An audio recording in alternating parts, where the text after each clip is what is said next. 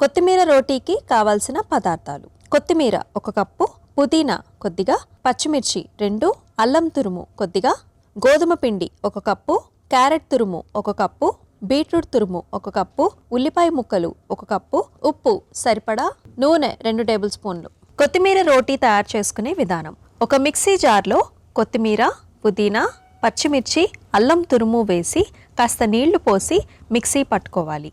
ఇప్పుడు ఒక మిక్సింగ్ బౌల్లో గోధుమ పిండి, క్యారెట్ తురుము, బీట్రూట్ తురుము, ఉల్లిపాయ ముక్కలు, ఉప్పు వేసి ఒకసారి కలుపుకోవాలి.